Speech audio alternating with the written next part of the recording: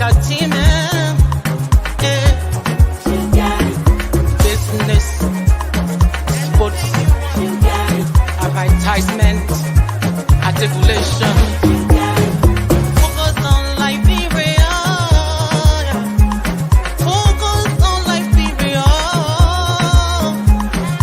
Focus on Liberia. From Monday to Sunday. Focus on. Hello, ladies and gentlemen, and welcome to Tough Talking Thursday on Focus on Liberia. My name is Dennis Jar, and we are broadcasting from Atlanta, Georgia. In tonight's edition of Tough Talking Thursday, we're going to be looking at very special topic now is open mic. Talk whatever you want, and we're going to invite our viewers to also call in and let's talk. It's open mic. You are free to talk whatever is on your mind. But this end, we're going to be tough about it. Let me welcome Dr. Abdullah Dukle. Doc, welcome to Open Mic on Tough Talking Thursday. Thank you, Dennis. I'm here to learn from Cole and our younger brother, Gibson, and you too. How are you doing, guys? Good to see you. It's good to be here as always. Let me welcome Carl, the presenter on the Liberia History Channel. To Carl wears so many hats, but Hi, really. Carl, welcome. It's kind of one big all-encompassing hat, right? Thanks for having me, Dennis. It's always my pleasure. I'm looking forward to this open mic. This will be fun. And let me welcome, we're calling our young brother, William Gibson. Welcome, Bill.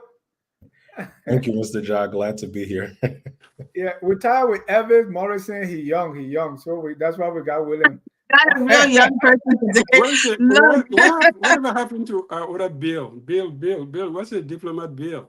Yeah, the diplomat was traveling, but he's back now. But today is open mic. But few things came to my mind while I was coming here, and I saw President Bwaka is in the country, and he brought some goodies. Papa Nakam. Also, I witnessed a show today on live about someone. I think they say he's the historian. He's teaching civics at University and said, Liberia, we don't have Independence Day. It should be Recognition Day. And he gave us reason.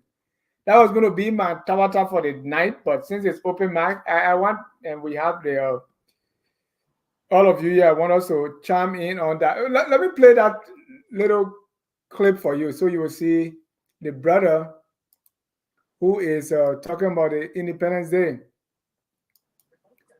Yeah.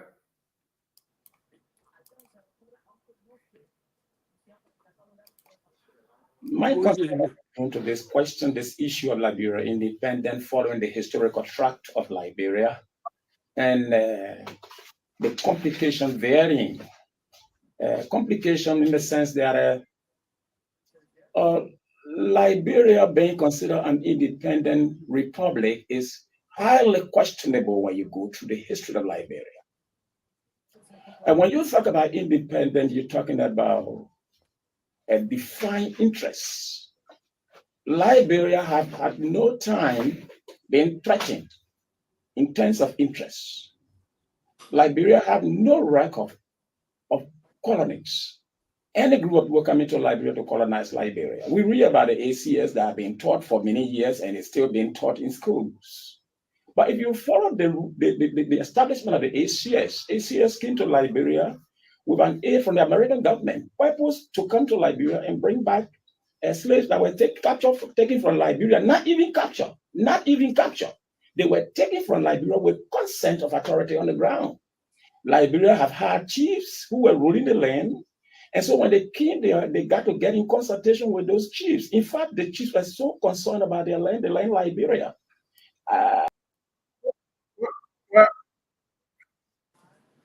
Well, that's just a snippet of the brother.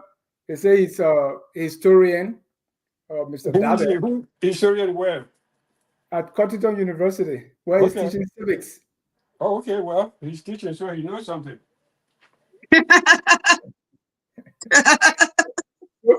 He also talked about the flag needs to be, the flag needs to be changed. The red doesn't represent all because nobody fought because to save the red represent blood. He learned it from somewhere. I don't know where that the red means blood. That people wasted blood. He also said the flag we should have coconut and all kinds of things, which I found were very weird. Yeah. Weird is a good word. I like that word. Weird. These guys are weirdo. Okay, we're not dealing with Trump. We're not dealing with Trump or whatever the guy name is. For who? I said we're not dealing with Trump here. But anyway, I think yeah, I don't what he said though, I don't think it was not my perspective. What I was talking about was different. I was looking at it from the perspective of the whole country being declared independent. I don't know. Okay, cool. Will you start? Because I have my idea on it. But it's not like what he said. What you make of what he's saying? No, I would take it from that angle. I would just say, okay, you had a group of people who sat down in a church and wrote a constitution. I mean, sent it to Harvard to be written, and then no, they didn't send it to Harvard to be written. I'm sorry to cut you off, Dr. Duke. That is not true. You debunked that thoroughly. They wrote it themselves. Okay. What was written by Greenleaf was the Constitution for the Commonwealth, which is completely different from the Commonwealth Constitution. Was based on extreme Christian radicalism, where it was against the law to not go to church on Sunday. We call them the laws of subjection.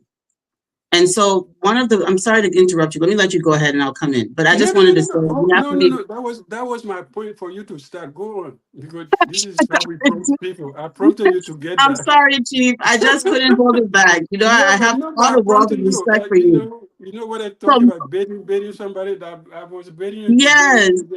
Okay, go ahead. Explain the Constitution and all of that. So basically what we have a situation in Liberia where much of what is taught and much of what is repeated is unfounded. And the lies have been repeated so much, it has become almost like a monster, right? It has become a monster, and no one has seen any evidence of this at all.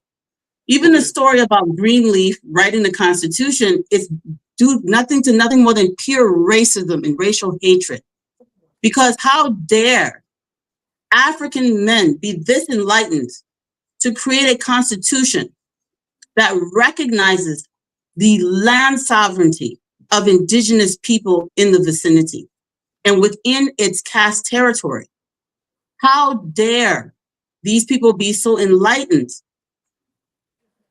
as to write a Declaration of Independence? If anybody influenced Liberia at all, it's Haiti. Right? Outlawing slavery within the territory at a time when their country of birth was still practicing chattel slavery. Attributing this incredible feat of these men to white men is an act of racism. And it's an act of racist disinformation to try to discredit the actual incredible genius of what took place on the Grain Coast on July 26, 1847. The land negotiations that occurred before 1847 were between members of ACS and autonomous sovereign African leaders. The repatriated people who went to Liberia, some were born free, some were born, very few before 1847 were born into slavery. The majority of them were born free, and they were also recaptured Africans, meaning they were born on the continent of Africa, liberated, and returned to Liberia. Yeah, the Congo people. Say that again? No, I said the Congo people, right? From the Congo. Yeah, not only Congo. Some of them came from right within the vicinity of Liberia. Some of them came from in Liberia, right? We have slave ships that were still rolling off the coast, the Grain Coast, that were being captured by the British, repatriated both Sierra Leone and Liberia. So it wasn't only Congo. Some of those people were our native people. Also, as they snuffed out the slave factories on our coast, those people who were in bondage waiting to be sold were incorporated. In 1847, Liberia only had 3 counties. And it wasn't even the entire boundary of the existing counties. This is basic stuff that the average citizen does not know, because all of this is not important to people who want to propagate propaganda and discredit a country. What they say is, how many Liberians know that was only coastal Grand Bassa, coastal Sino, and coastal Montserrado with a little bit of land territory on the St. Paul River on July 26, 1847. Cape Mount was not in Liberia. Gibi territory was not in Liberia. Nimba, Lofa, Bon, none of these places were in Liberia. You understand? So what they did in 1847 was they took back all of these treaties that had been signed between ACS and the indigenous people or any other European groups, including the British and the indigenous people, and it was now null and void. They no longer own anything. Independence means we are a state. It doesn't mean that you're breaking away from someone else necessarily. And the other powerful act that occurred in August of 1847 is they raised a new flag on the land. They removed the American flag and raised the Liberian flag on the land. The other confusion in this instructor, this professor at Cuttington University speech is that he doesn't even know what the colors on the flag represent. Again, because people go by word of mouth. What kind of a scholar is teaching civics and doesn't know what the colors on the Liberian flag represent? Red is for courage and valor. That is what they said. 11 stripes representing the 11 signers of the Declaration of Independence. Indigo blue, representing the common color they saw among the royalty in West Africa that they interacted with. Indigo blue, representing the continent of Africa. And the Lone Star, representing the beacon of democracy. They come up with different meanings. The blue on the flag is supposed to be a dark indigo blue, representing the indigo that they saw all over the place. It's darker than what is on the US flag. Yeah, but the stripes are different. Go ahead. I was going to say, I think we can say on hindsight, okay, they did that. The woman who sat for I don't know how many days to come up with the idea of the flag. Historically, optics matter. If optics matter, we copy the American flag and we put one star So on did it. Malaysia. So did Malaysia. So did Malaysia. Yeah, so we shouldn't, I think, all these. It's not exactly copied though, is it, sir? Yeah, no, we copy it. I think they didn't create a flag. They didn't create an African flag. They didn't create a flag for an African republic. They recreated the American flag, kept the American dollar, the British pound at some point, etc. But I think interesting. The issue is not really about what the people did. We know they came from the US. They broke away from the US because they ran away from slavery. But for a long time, they were under the tutelage of the American Colonization Society. And it was because of the tax issues that, they decided, okay, we have to be independent. Oh, shit. What did I? Yes, yeah, we have to be independent to be able to collect tax. And that was one of the reasons for independence. It was not because they wanted to break away from America. They were trying to be friends with the US. That's not what they said, though. Huh? That's what Frederick Starr said, but that's not what they said. That's what Frederick Starr said many years later, but that's not what they themselves said. Yeah, but the fact that they recreated the American flag and they didn't recreate the American flag. They did model the flag after the Commonwealth flag. The stripes are different. It is a similar design. There was never a flag in Africa until the Liberian flag was raised. So when you say they're going to make an African flag, what example in our traditions do we have of a flag? It's not our culture. It is the oldest flag on the continent of Africa. It's the first flag. And yes, it resembles the American flag, but it is not a copy. It's different. Just like Malaysia's flag is not a copy. It's different. So what would you say about the coup d'etat in 1980? Oh. I think people have argued that we should talk about independence as of 1980. Really? I said in discussion with people that I don't say I'm going with it, but independence from what? Okay, Dr. Duke, independence from what in 1980? What changed between let's say March 1980 in April 1980, after the coup? What changed? I don't know what changed. All All I right. know is that if, what do you call We Liberians? got rid of elected people, and we replaced it with a military junta. They suspended the constitution. They murdered people without a trial.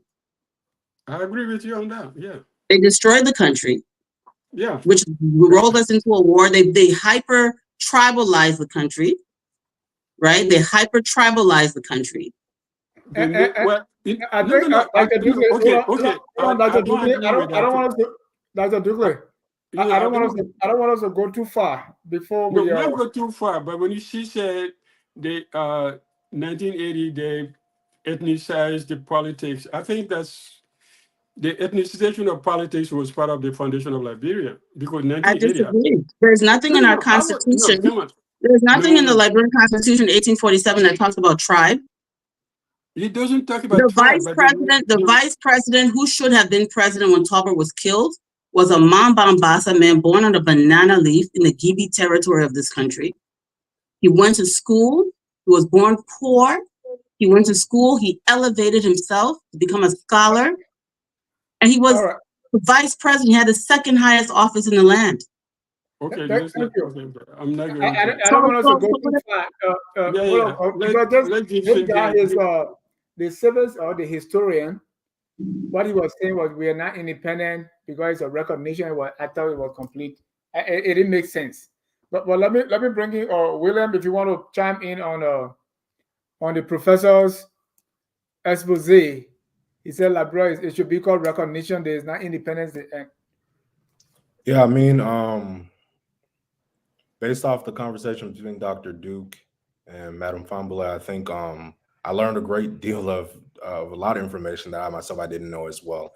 I think for someone to serve in that capacity as a professor at the highest level, where you're supposed to be teaching true historical facts that have been written, you have to speak from that standpoint. So it's pretty damaging to see that this is an individual who is standing in front of students on a daily basis, spreading misinformation, right?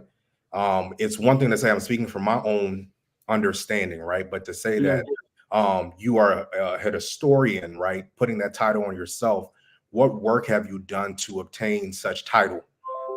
That is a major issue within Liberia. We see a lot of individuals who are serving as professors of these universities, and they have not a clue what is really truthful, what's factual. And they're therefore creating more misinformation within society, where students are going out as adults, spreading more misinformation to the larger individuals that they speak with outside of the nation. I think it is very damaging, and there needs to be a true understanding of what education needs to look like and what qualifications you need to have to stand for professor. Well, I think you make a good point. The quality of teaching in Liberia, University of Liberia, or down to all these colleges that are more like high schools that turn into diploma mills, and putting, and the teaching is not the same it was. People now call themselves professor without publishing one single paper. Then they don't have a master's. They probably have half a master or professor. Everybody call them professor. I say, hey, I remember when I went to LU as a young scholar. I mean, okay, I was young. I was 20 something.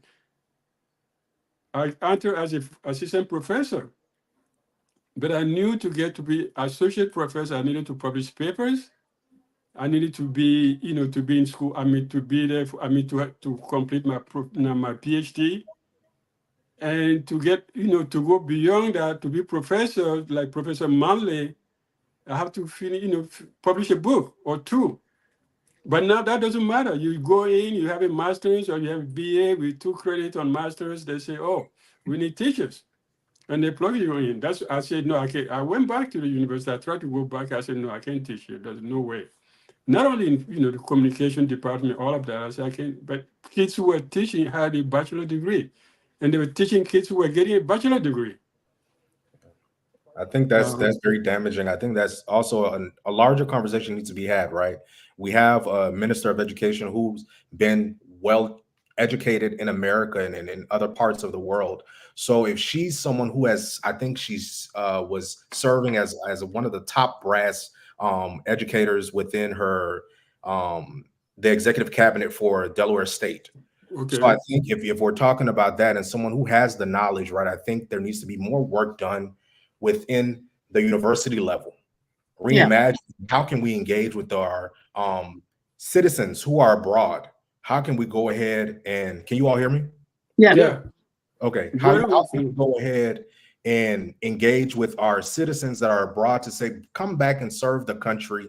If you're a professor, right, we might not pay you the same amount, but we need to rebuild our education system on the university level. We can't just print these diplomas and give, students diplomas who are supposed to be quote unquote trained by the best, right? But you're going out there and not on par with what other nations in our region is producing. I think that's a greater conversation that needs to be had in education as well. We don't value education. I mean, how would you ask me to go teach at LU or Cuttington and make $2,000 a month, and I get paid or be teaching in 5 different schools to make $2,000 a month to pay my rent? Why would I do that? Well, I mean, here's the thing. No, I don't why know. would I do that when this boy was sitting down at so-called the Senate making $15,000 a month and they don't have a high school degree? Yeah, why would I go sacrifice myself? So here's the thing. Yeah. So government has to. I think the issue is we have to put education foremost as a tool of development. There's a lot wrong. There's a lot wrong. It's beyond pay, because in Ghana, professors don't make very much. The university in Sierra Leone, they're in Freetown, they don't make very much, right? In fact, Liberians, we talk about pay, we're comparing our pay to people who pay themselves exorbitantly, which is the legislature, right? But for the most part, what our professors earn in Liberia is actually much more in a lot of cases than universities in Nigeria and other parts of West Africa. So we should compare ourselves to West African schools that actually produce actual PhDs and actual medical doctors who leave and come to the United States and pass and get board certified and open their own practices. We're not even producing those kinds of doctors and nurses, right? And we have medical doctors that come here and cannot even pass the CNA test. So we're sitting here talking about pay. It's a bigger problem. You can't give what you don't have. No, you can't. I mean, the money is there. If you don't have, to be a professor at a university, the standard is that you have a PhD. Liberia doesn't truly issue PhDs, right? Because if you don't have a truly recognized PhD program, anyone who's being called a doctor in Liberia doesn't actually have a PhD, because the process of getting a PhD means that you are a scholar. You have advanced human knowledge in some fields. You have either brought a new perspective to existing knowledge, or you have discovered new knowledge through your research. You're not just somebody that has read Frederick Starr, regurgitated it, not given it any thought. You've never done any real primary source research, but you jump out, you professor, you're a historian. I mean, my God. Now I understand why people tell me I'm a historian. I'm not a historian. I just like to read. But that's the point. That's the point I'm trying to make. That if you go through it, government never paid a dime for my education ever. I did my PhD on my own. From web. I went to college. My family paid some, and my government never. I got my PhD. I got to a point where I published papers, went to conferences. Why would I go to Liberia and say, "Oh, I'm making sacrifice, so I'm going to take"? No, people get in. I know professors who teach in 4 different schools. What are you saying? Maybe right that Ghana we make more money than Ghana, but on Ghana average, the living standards are different. If you live in Monrovia, to get an apartment now, to get a generator running or electricity and have basic things like transportation to be able to go to school, you don't. Thank you. Why would I do that? Thank Why you. would I sacrifice why would I take my diploma and go sit in Liberia and sit every day, how I'm going to eat and how I'm going to get to work and how I'm going to pay my rent?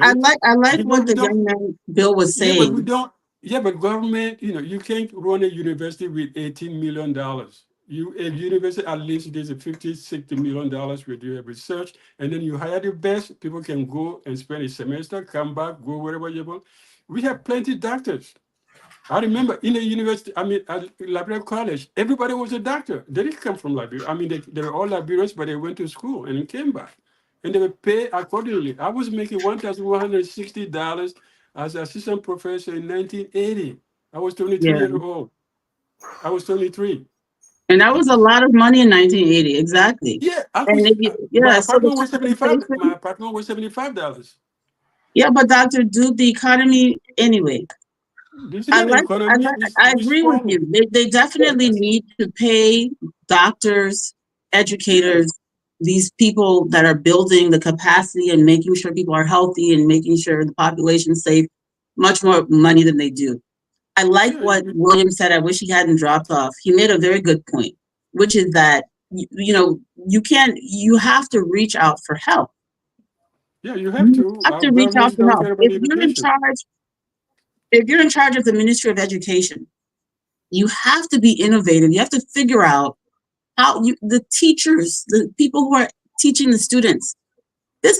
Imagine a guy from the video was a professor at Cuttington. Imagine what the teachers in the schools in Banga are teaching children, elementary school and high school. If a Cuttington professor can say what this guy was saying, imagine what you know what? Imagine what a lecturer a teacher are learning. And no, they don't volunteer. They extort money from the families. They extort money from everywhere. They're not volunteering. Teachers extort money. They even extort physical favors from children in Liberia. Yeah, nobody's volunteering in that country. Some of us volunteer. We know what volunteering is. Everybody is in it for a dime, in it for money. I know. Yeah, thank you. That leads us to our next point before I open the mic to you. President Bouaka came and normally has President Salibu say Papa Nakan. Let's listen to the president as he arrived. President announced the following package for assistance for Liberia: the grant of 200 million RMB, 30 million RMB for food assistance, 6.6 million RMB debt waiver for payment of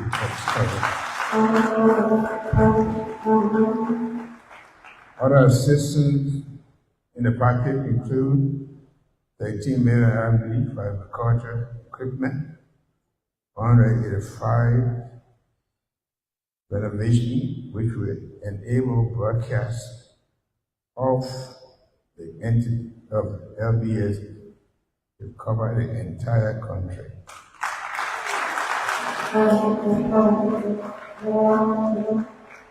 Number 3, the construction of a bridge connecting 12th Street and Somalia Drive. Just a snippet of what the president said. He brought back the bacon. Dr. Dukley, if you were ever in doubt that the trip was going to pay dividend, there you have it. I would say something though. This is all about development, right? And development is not something that is served as pizza, somebody delivered to you, or airborne. So I don't think president. This is like the president find himself in a jam. We have raised this issue of what the president bringing from a trip. The president doesn't go on a trip. This is a speech that was supposed to be made by the Minister of Information, not the president. The president doesn't go out to beg. The president goes out to present the country, state his policy or her policies, and say these are the things that we're doing. And then you come back, and the next day, the Minister of Information or the Minister of Commerce will say, okay, these are the things that we get. We give this, so now the president, okay, every time I go somewhere, I have to come back and say, I got this. But that's not a presidential trip. He's going to come to the UN. Nothing happened at the UN. So what he's going to say, UN gave me assurances that I will be back to Liberia. It's good that he brought something, but I'm saying, this mentality that the president has to bring something from every trip doesn't make sense. That's not where presidents travel. You travel to, for PR, National Investment Commission, the Minister of Foreign Affairs, and the Minister of Commerce. These are the people who go look for investment and bring them. It's not a president just go, this is my country, we are going this far, this is what we're going to do, these are our plans, da da da da da. I have my people here, and then you talk about it. But the country is so hungry for news, it's so hungry for what they call development. You see people clapping, it's going to bring a bridge between 12th Street and Somalia Drive. Okay. The problem we have not nationalized, internalized development process as a homegrown thing. We don't see it as something we can do ourselves. So we keep begging.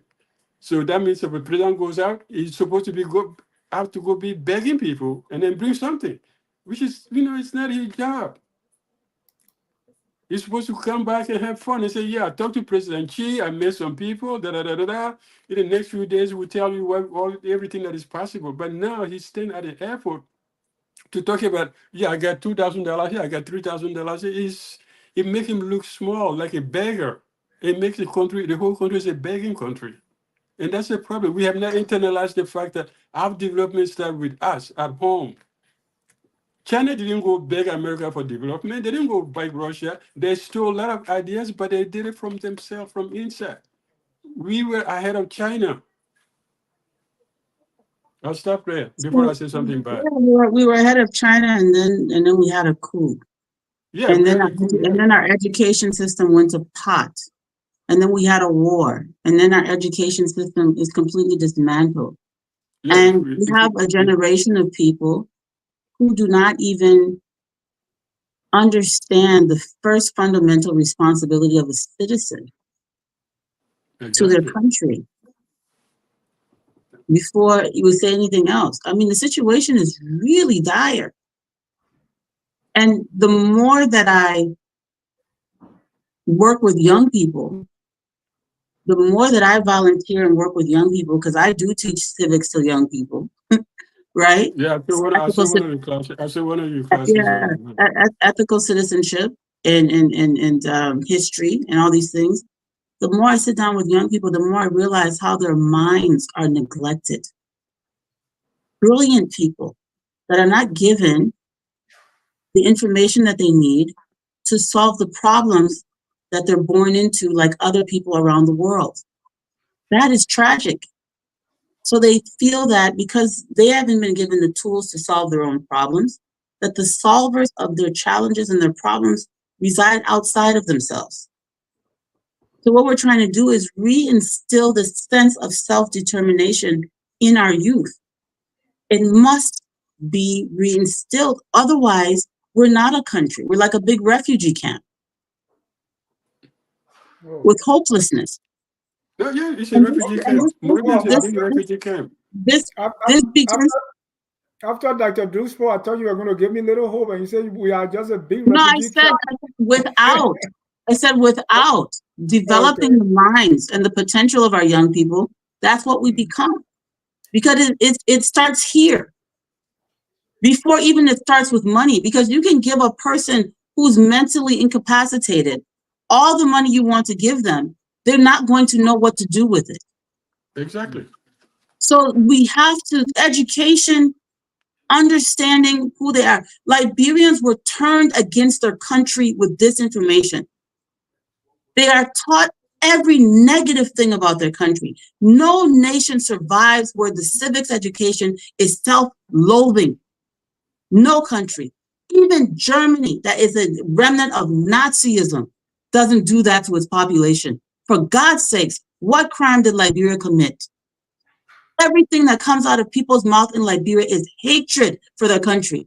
Those kinds of thoughts and that kind of hatred for yourself and your country does not produce anything. And it's not an accident, it is deliberate disinformation. We have proved it over and over on the History Channel. Oh, the country was all run by mulattoes. We had a mulatto hegemony. We debunked it. Native people were not allowed to be citizens. We debunked it. And we still repeat these things because we had the most powerful disinformation machine in the world, which is the US government, open up VOA, come in and set up our curriculum and tell us every negative thing about ourselves until we were destroyed. It happened to Liberia and it happened to Haiti. What do we have in common? We are an affront.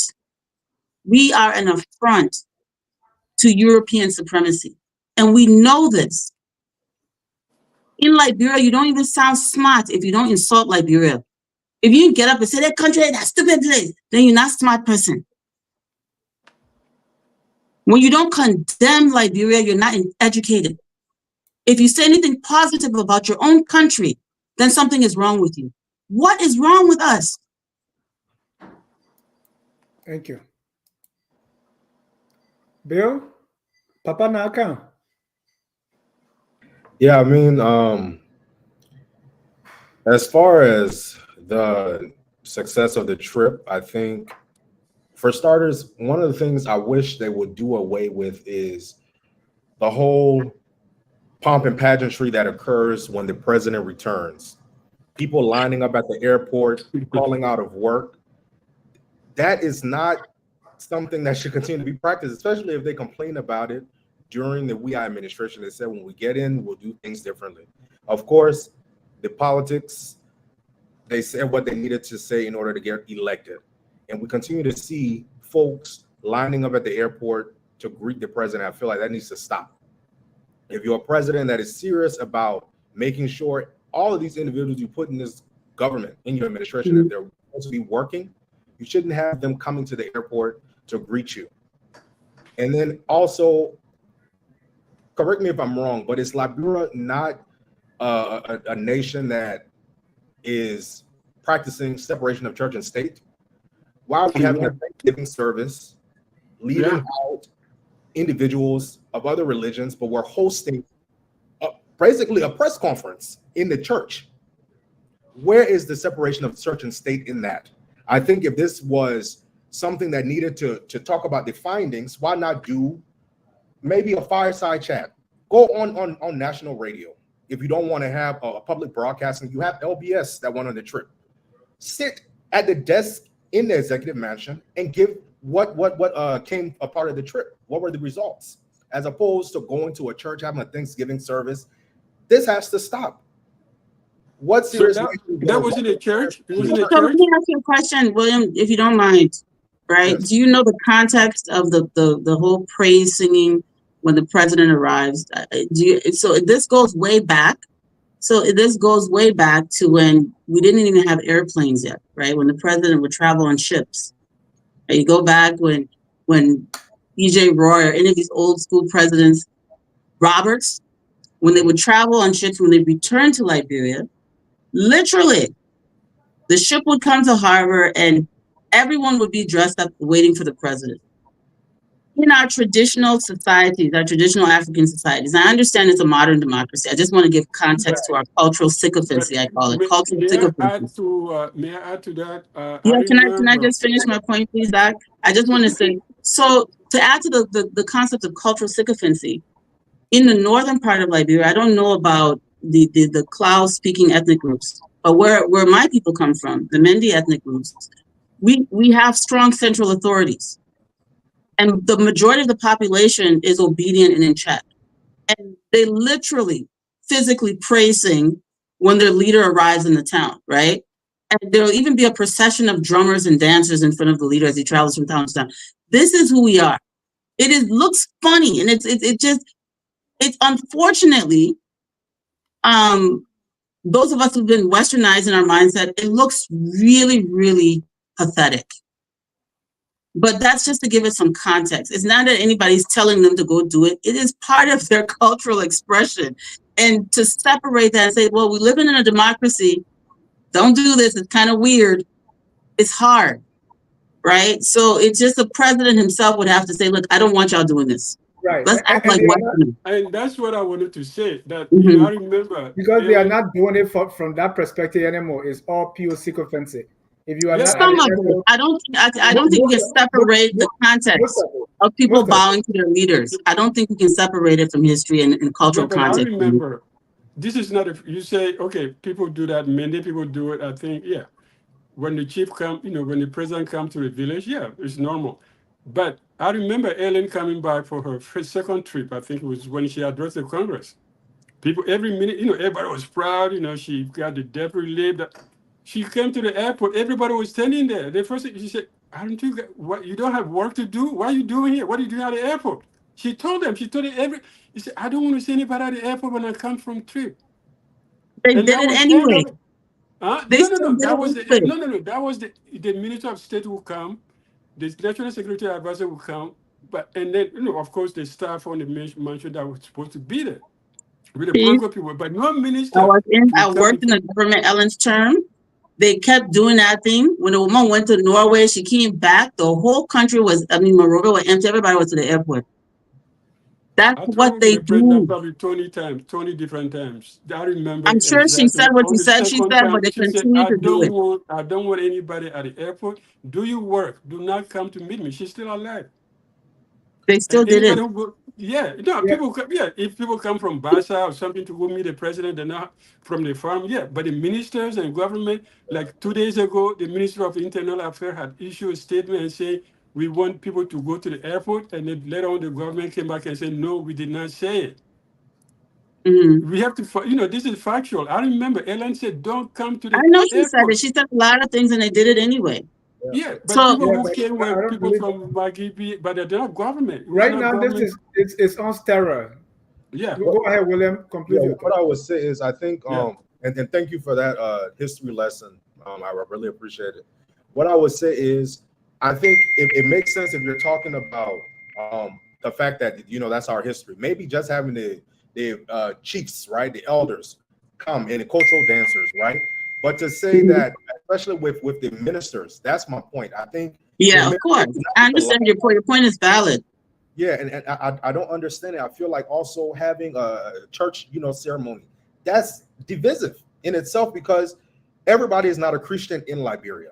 And if it's supposed to be a true separation of church and state, have the press conference or a press junket, whatever you want to call it, in the executive mansion. I mean, they work out of the executive mansion.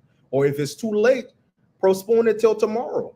Do a morning press conference, a press briefing. A lot of people are complaining about the fact that he's not interacting with the press, except when he comes off the plane, he says two, 3 words, and that's it. But maybe doing a conversation in the executive mansion to show that the presidency is indeed open to everybody, regardless of religious affiliation and party affiliation. Sycophancy is continuing to be practiced by having your ministers lined up at the airport. And then also back to the point of the dividends from the overall trip. I think it wasn't super factual. The true numbers, from what I'm understanding, it's all based off of the Chinese dollar, right? But what does that translate into the US dollar to show just the true impact?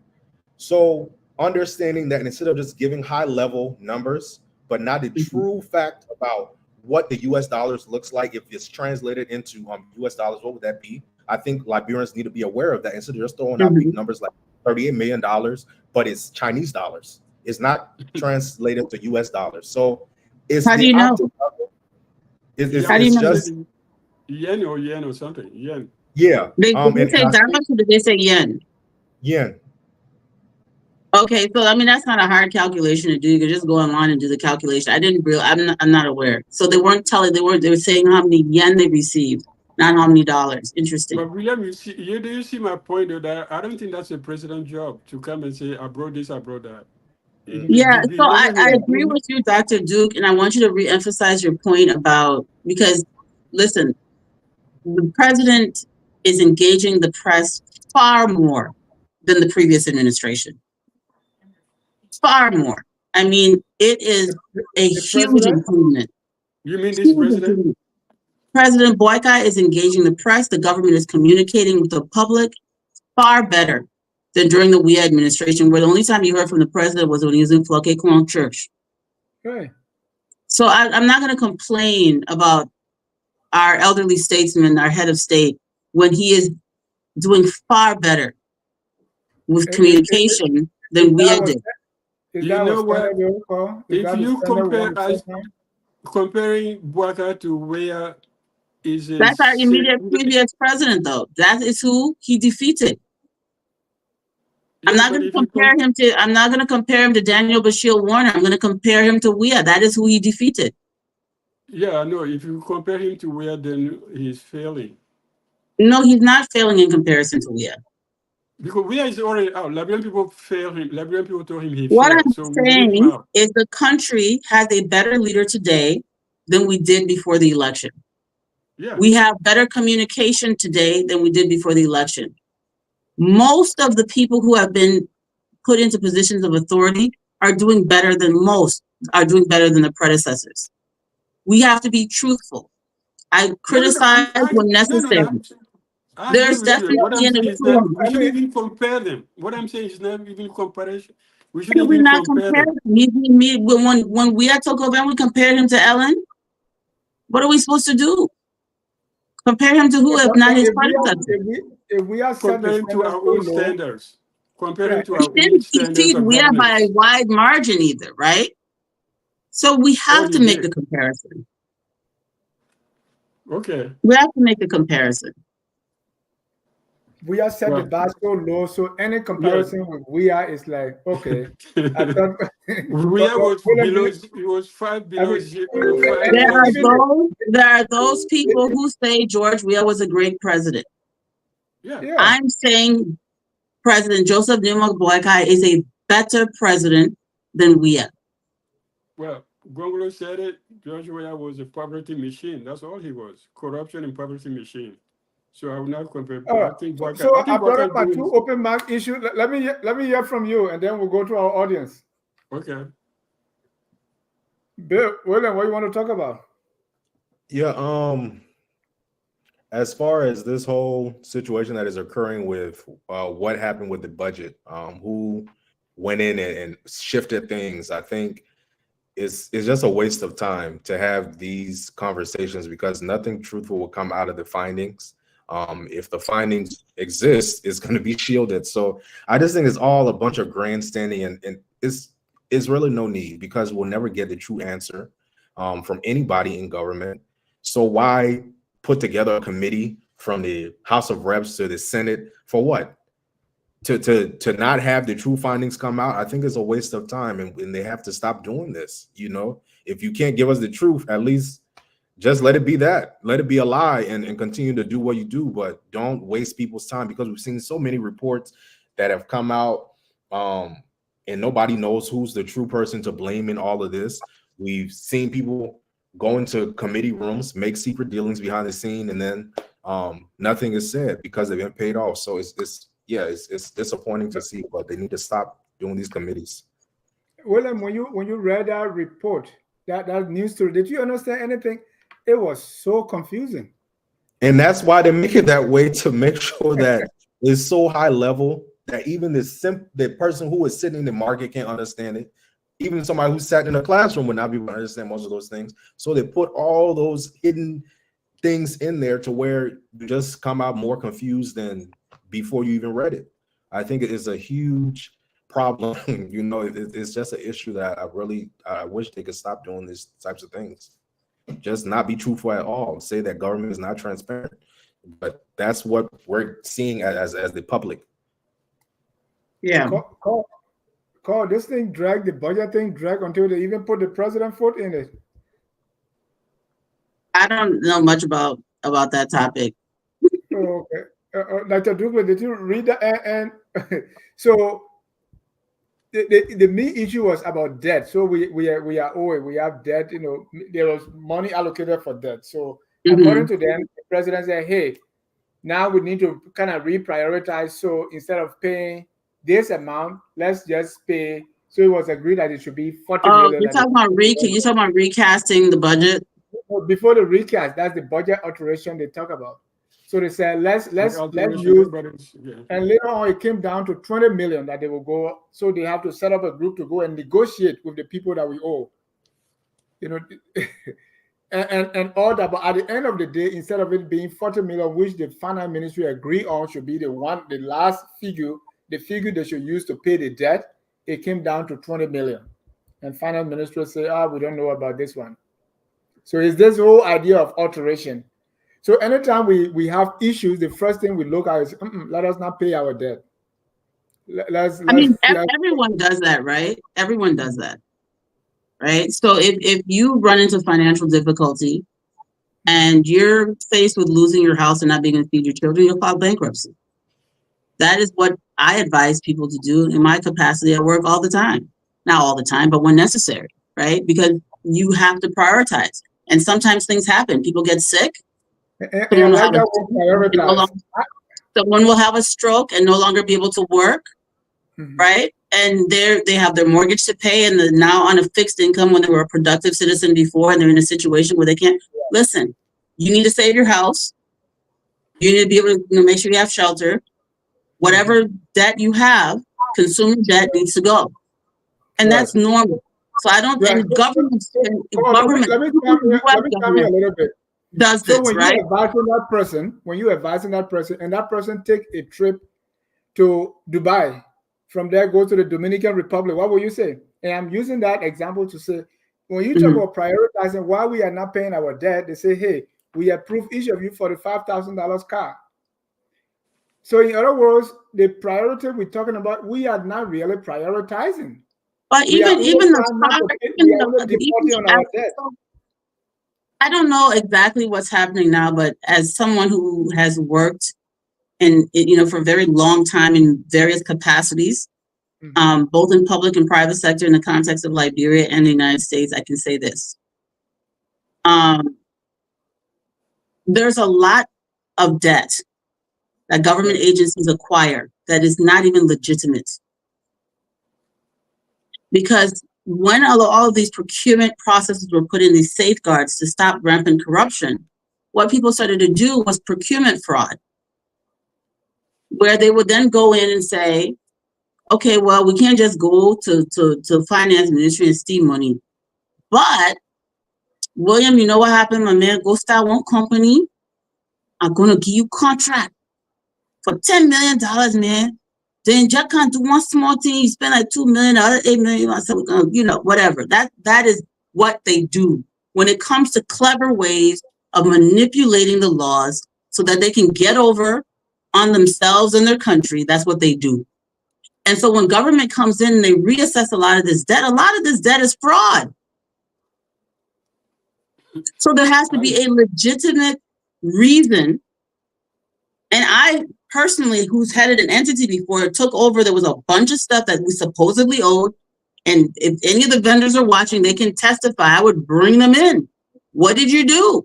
Why are you charging $25,000 to a broken down transportation company? What's going on? What service did you provide? Most of that stuff was fraud.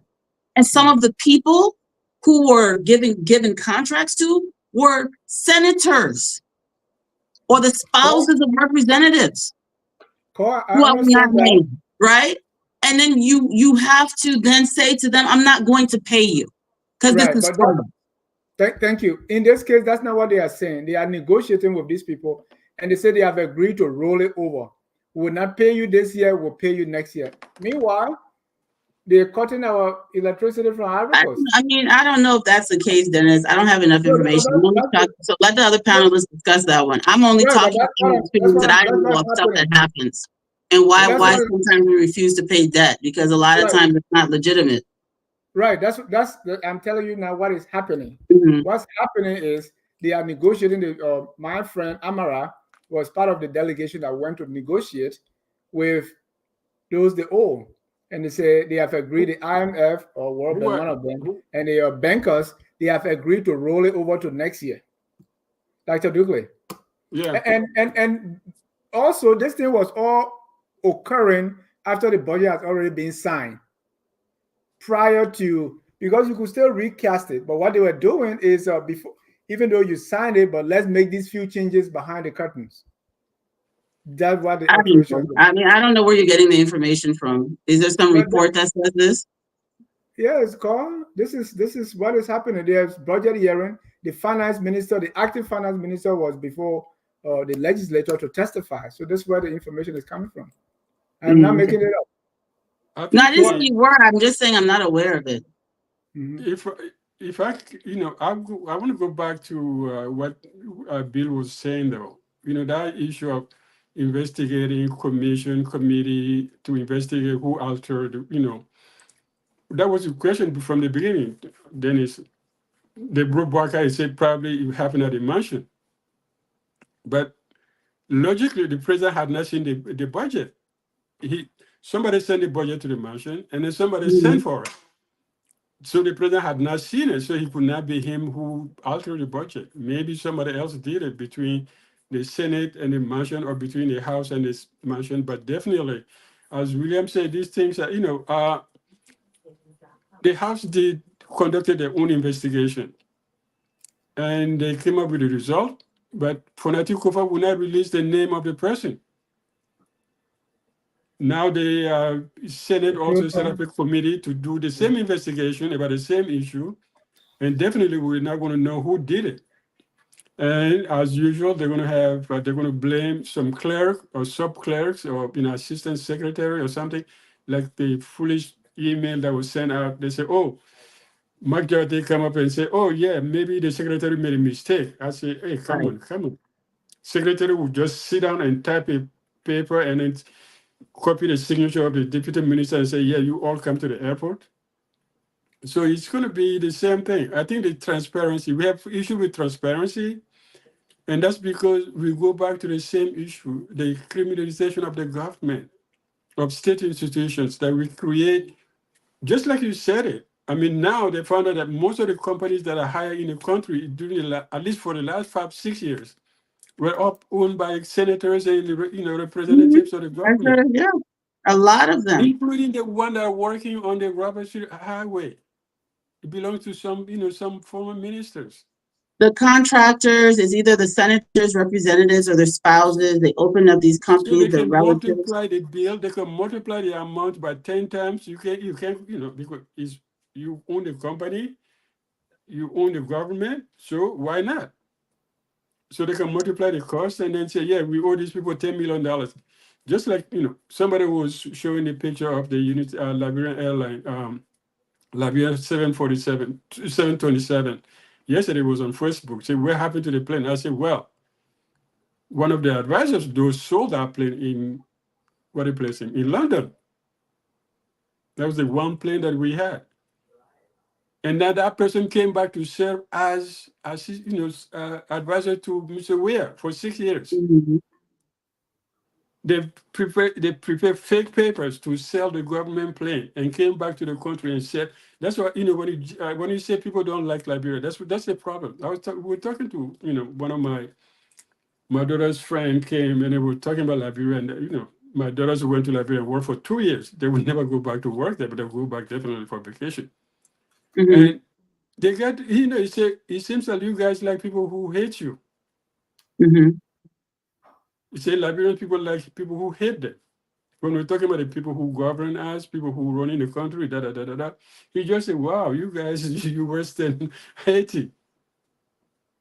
And that's the problem we have. We have a bunch of rogues sitting running the government, and Walker has a big problem on his hand. I mean, It's not just the way out. It's even currently it's happening. I don't think the problem is about the government as much as is the way that we educate and socialize our society. We have an ethical code that has been twisted.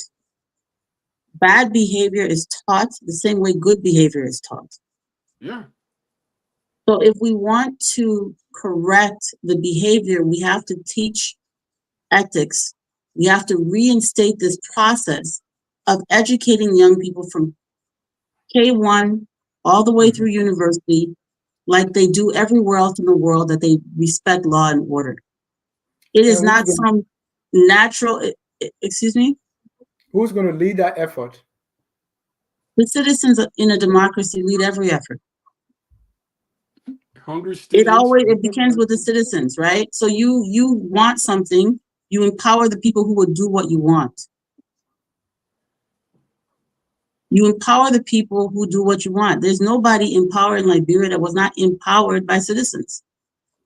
So everything that's happening is with the will and the consent of the citizens, because they don't have the tools and the information that they need to make better choices.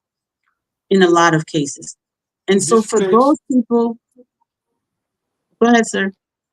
No, go ahead. I was going to say displace priorities. I think it's, for me, just speaking from the perspective of someone who works with education and trying to teach civics, when students come, the ethical code that they are raised with is the problem. They're not learning to manipulate and connive and be dishonest in the street. They're learning it in school. They're learning it in their homes. They're learning it from authority figures in their life. And Cole, that's what I was saying, because that's why we have government to kind of lead, right? We have our public school system. So Right. these things, somebody have to take the lead. Dennis, my point here is this. Let me just say this to you. In a democracy, the leaders come from among the citizens. It is the citizens who empower and erect our leaders. So in the context of this, if I have no ethics, if I'm a beggar, if I don't have ethics, if I think that, if I hate, like, Liberia, I think the country, that stupid place, all the symbols are bad, our history is bad. If I think this way, and I have low self-esteem as a citizen, I'm going to empower people that reinforce my mindset. You cannot have unenlightened people empower enlightened people. It doesn't work. So the point, as a student of history, it is always from among the people that people arise, ordinary citizens, and they are at the vanguard of a renaissance for their country. That's what happens. That's what has happened throughout human history, right? So if I sit here and I say, okay, I have information that will be helpful to my fellow citizens, I don't have to be president before I open the Liberia Leadership Academy. Right, I get that, but I don't have to be president. But so what it is citizens have a responsibility in a democracy. We keep talking about this thing like citizens are some kind of, no. Citizens have a responsibility in a democracy. Your first responsibility as a citizen is to be informed. Right, I agree. If government doesn't build schools, what are you going to do? Government builds schools in an environment where citizens are informed enough to empower governments that build schools. You got citizens that will empower black money criminals are being elected as representative drug dealers because the citizens don't understand what it is even to be a representative. They don't even know the functions of a representative. So you go look at people who were the neighborhood drug dealers and hustlers because they bought rice for you. You go vote for them. The government is the people in a democracy. It's not. There's not some. There's not aliens that came from a spaceship running Liberia. It's us. These people create the conditions so that the people will go and beg them.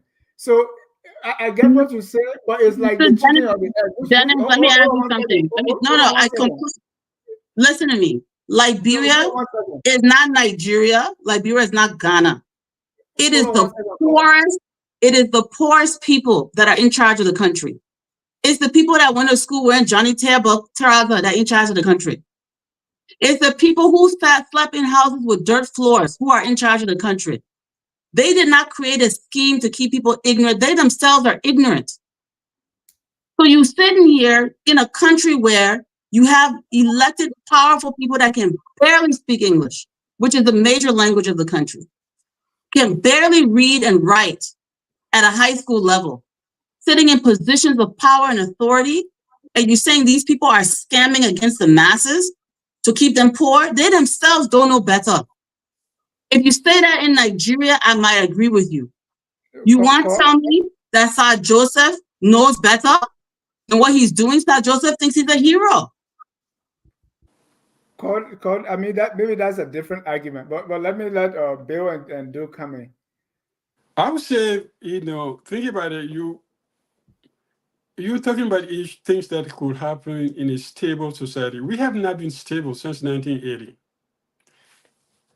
For 12 years, we had this illusion of stability under Ellie, because we had, but still, There was anxiety because we were saying, oh, UNMISS should not leave, UNMISS should not leave, because we were. So that means we're not really set into our mind as a stable country. Imagine if you put a tunnel between Monrovia and Washington, D.C., under the sea, right? How many people would stay in Monrovia tomorrow? I didn't That's hear a the good question, question. Doc. Say that again. My question is, if you put a tunnel between Monrovia and Washington, D.C., where people could walk, ride a car, or bicycle, how many people would be left in Monrovia tomorrow? That's a rhetorical question. Yeah, it's a rhetorical question. Everybody will run away because we still live that, you said a refugee camp. Monrovia is like a refugee camp. And we went through a war, and then we came to a sort of, quote unquote, stability for 12 years with Ellen. And then we fell back into where, and then that same, people still talk about the war. They still talk about, oh, we don't want war. We don't, anytime you want to call for something, people want to demonstrate, we don't want war. No, there's no war coming. So there's still a fear of instability. It's still in people's mind. And people go in the government to get what you can as fast as you can, because you never know what Mhm. happens tomorrow. That mentality is there. So most of the people who are running the government now, either in the House and the Senate or even in the local government, are people who grew up in Liberia during the war. And they survived somehow. And that somehow is what they're doing now. I remember a few years ago, somebody said, oh, you go to the Capitol, man, the smell, the water, this. I said, what? The man never had a toilet in his whole place. You send him to the Capitol. He never had a toilet in his whole Exactly. house. They don't know Yeah, better. when you think he cared about toilet at his workplace? He never had one in his home house. So we don't have that. We never had a stability for it. So what we miss, and I think that's where I differ with Wakai and even Ellen at some point, all this running around for development, we have not sat down and put in our mind, what is Liberia? What is Liberia? What do we want to do as a people Mhm. to recreate a nation that we are all proud of? Not just somebody giving us $1,000 for this. I can imagine my president, a president of a 200-year country, saying, yeah, they're going to give us means to cover, our radio station can cover the whole country. That comes from China? Even Burkina Faso has it. Senegal, many African countries have this satellite that you can link up to them for $1 million a year. And you do the same thing. You can do advertisement, you can do all kind of work, but we don't look around. We don't sit down and think. Everybody's running around. Yeah, let's go find development. You don't buy development. You don't, how do you say, airport, you don't get development from the airport. You don't But get development coming through the port. Dr. Yeah, Duke, does this yeah. not go back to what we're talking about with education? Yeah, it's The, education. That's what I'm talking about. the solution to our problems lies within the capacity of our youth. Our And young that's what, people, we have to invest in our young people. I saw the and that's, most disturbing video of a bunch of kids that look like they were teenagers cussing on being recorded, cussing, woman cuss. And I said, my God, fine young men that's supposed to grow up to be leaders, fathers, husbands, professionals, doctors, teachers, cussing. This is the problem. I almost want to say most of our resources should be going towards education and healthcare at this point. If I you agree with you, build the 100%. capacity of this generation, the country is young. Let us invest in building their minds so that they can lift Liberia and have the country fulfill its potential. We're using our young people as battle cry people. I will say, jumping, paying them trinkets to get in the streets and act stupid. Nobody wants to build their minds. We had, Duke, let me tell y'all something. I had to suspend the Leadership Academy classes because of lack of funding. Because a handful of us are reaching in our pockets to run a program that government should be running. We will continue it, but we have to wait until we're able to do more. But when it comes to paying young people to politicize them, everybody will give money to put them in the streets. Nobody wants to give money for them to learn. I asked a simple thing. Can you guys print this book? I digitized it. I'm going to send it to you. Can you print 20 copies for the students? Nobody did it in Liberia. Nobody. I had to pay for it to be done at a printing press. Well, if you want those young people to go and riot somewhere, they will do it. Yeah. And all of these people that are listening to the show, that criticize and talk, what are they doing for these young people in Liberia? You get up every day, you're insulting the country, you're putting down the young people. What are we doing? It works. They're hungry for knowledge. They're hungry. They want to learn. Why can't we support them? For God's sakes, we want these kids to be treated the way our generation was treated. My whole generation grew up in a war. Everyone that's in my age group that lived in Liberia is living with trauma. Even those of us who are in the States are living with trauma. We want that for the kids that are coming behind us. Can you imagine you escape? Can you imagine those who I didn't escape, Duke. Let me just be transparent. I was nowhere near Liberia when that war started. I wasn't even born in Liberia. Yeah, I didn't escape. Or just by being Liberian, I'm traumatized. I lost my father, right? So we don't. What is it that we can do except build the young people that are coming after us so that they can do better? Let's do better for them than what was done for us. That's my call to action for Liberian people. Do better for them than what was done for us. I would have been a lot happier if you could say we're going to link. Liberia will be linked to the satellite or West African satellite, Nigerian satellite, Mali satellite, or Senegal satellite that will allow us to have classrooms with internet, high internet throughout the country. But nobody's thinking about that. But you can do that without electricity. So and that's the only place that differ with call, because he's trying to say, hey, it's not government, it's you. That's the only place. No, government has to do it. Because government has to do it. What I'm saying to you, Duke, I'm not saying, don't misunderstand me. I'm not saying the government shouldn't do what government's supposed to do. What I'm saying is, I grew up in a society where people have a certain type of volunteerism, a spirit of work ethic, right? Self-determination. America isn't great because the government's great. America is great because the citizens made the government to be great. The government sucked if it wasn't for civic action, right? Yeah. There would still be slavery or Jim Crow if it wasn't for civic action. The change comes from the people. And so the people have to be informed and have to be active. I'm doing the Leadership Academy, my friends and I, handful of us, because we know the impact it's having. We can't sit and say we're not going to do anything for our youth except go on Facebook all day and complain, or get on talk shows all day and complain. We know the solution is to build a capacity. Let's build a capacity from where we are. How many of us went to university that offer scholarships? How many times have we said, okay, I'm going to reach out to my alma mater and see if I can work out a relationship to give a scholarship just to one kid? They used to do that in Liberia all the time.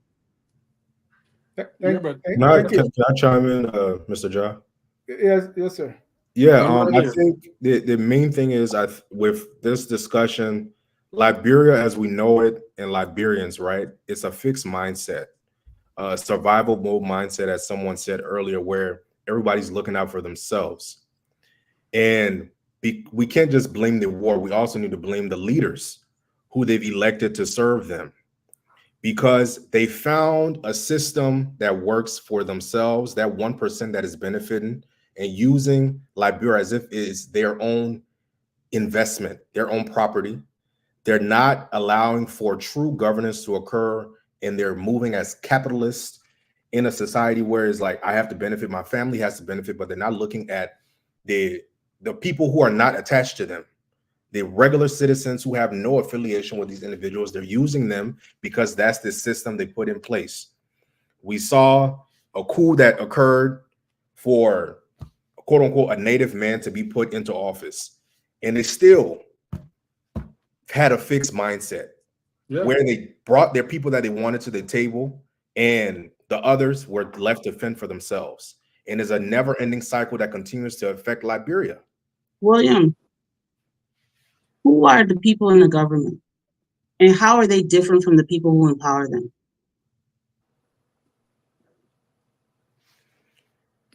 They're not, so going back to that point, they're the same people who were selling in the market and doing all those things, but guess what?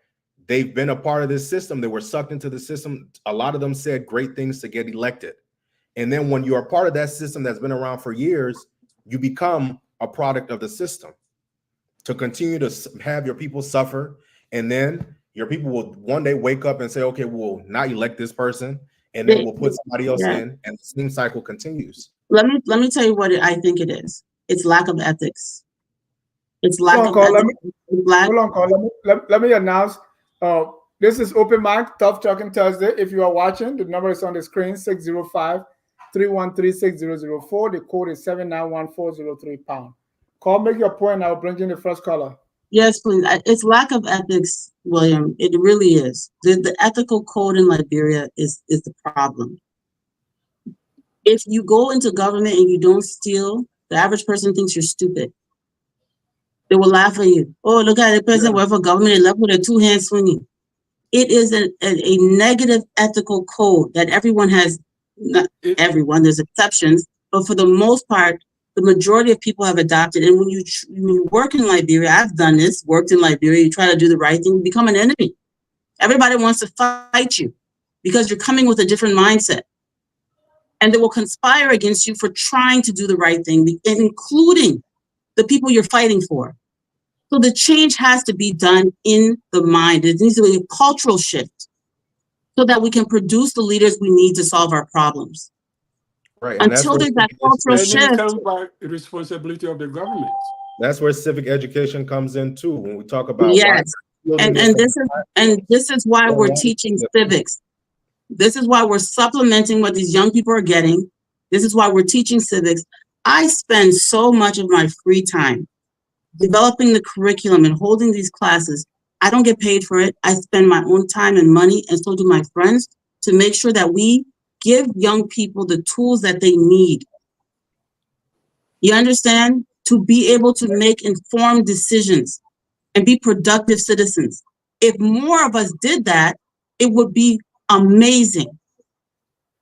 And in fact, William, as a young person, I want to even invite you to audit one of the classes and maybe give some of the information you have and try to share that with the young people. We're not having class on Saturday because of financial constraints. As I said, we suspended it, but the more support we get, the more students we can reach. I'm in the background. I'll be right back. Okay. Thank you. Let me bring in our first caller. That's James Colley. Colley, you're live. Yes, sir. Hello? Hello. This is Open Mic. What do you want to talk about? Yeah, thanks for inviting me. I followed through with the discussion, and I just wanted to comment on one or two things. One is the point that code is racist. I would say generally everybody is talking about. I think one of the things that we have to look at in Liberia is we don't have any central computerized system for our government. Even for the ministry, we don't have computerized system. If you compare that with any developing society, you'll find out that the problem we have with check and balances is because we don't have computerized system. Hello? Yeah, well, listen, go ahead. I didn't hear what he said. He said, can you repeat what you said, please? You said the problem we have is because we don't have computerized systems? Yes. We don't have computerized. By the way, I'm a computer professional. Okay, so I can tell you that even, for example, if you look at a system in the States, that there's no office you go to, you don't see any computerized system set up there. What a computerized system does, it creates check and balances. And so, for example, even if we take a given ministry in Liberia that has a computerized system, okay, let me take the ministry that has that provides the passport. Let's say you go to the ministry that provides the passport, and you pay, or you fill out forms, it goes into the computer system. You go to the bank, you pay, and then it goes into a computer system. You go somewhere else and pick up your passport. How is that not check and balance? It will be difficult for her. Do you know, sir, do you know how that works in Liberia? Are you saying that the passport system is not computerized? Is that what you're saying? I am saying that most of our way of doing stuff is not data driven. Thank you. Okay, I have one more question for him, though, Dennis. I have a question because I have this. I have a question for him. Computers automate processes, right? And the processes, the system of checks and balances exist, and computers just automate it and make it easier. I'm old enough to remember when every office didn't have a computer in the United States, right? When I was born, most hospitals didn't have computers in the United States. This is so to say that computers by themselves solve the problem. I think it automates, it makes life easier, and we should be computerized. But if you're corrupt and you don't have a system, computers are not going to help you. You have to change human behavior. I disagree. You disagree that people, when there were no computers, things were still functioning in America?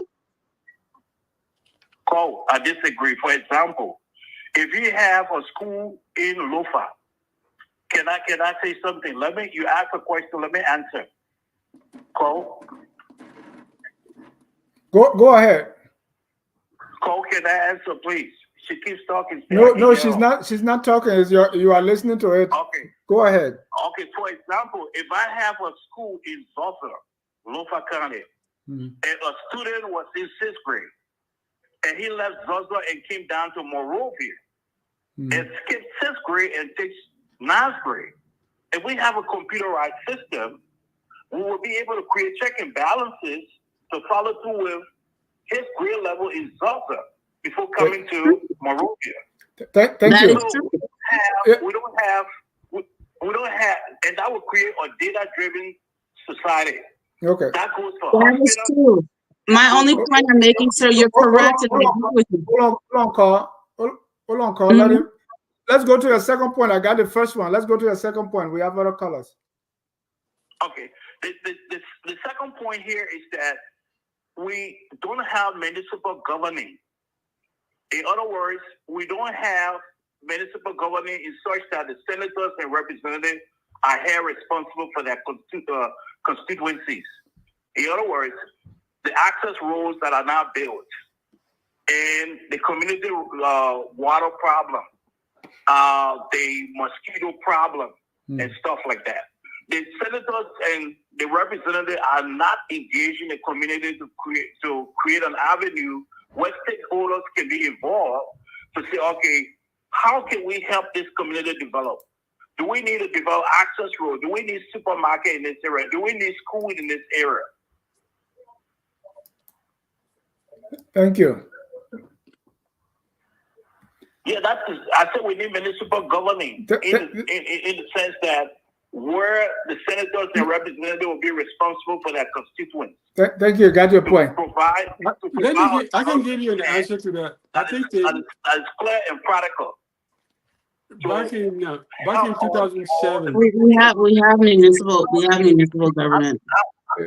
Thank you. I'm getting a lot of feedback. Getting a lot of feedback, so it's hard for me to put on my thoughts. Yeah, but I got your point. Thank you so much. I think you are listening to the volume off of your device when you call the computer or whatever you're listening on. Otherwise, you'll get feedback.